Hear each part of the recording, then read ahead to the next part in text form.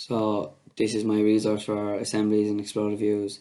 It's going to be a simple design of a tractor which will allow so many students to relate to the design and stimulate pupil interest in the topic.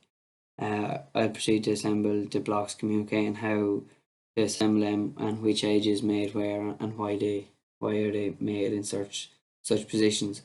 Once this is complete, it'll look something like this, and I'll be able to pass it around the room, allow students to visualise the assembly. While it's been passed around the room, I'll proceed to open SolidWorks on an exploded view of the tractor and its various parts, where I show all these sub-assemblies of the parts. And then I'll then reassemble the parts to give the final assembly and highlight the key mating areas between building blocks, such as this point here on the wheel and this point here on the main chassis.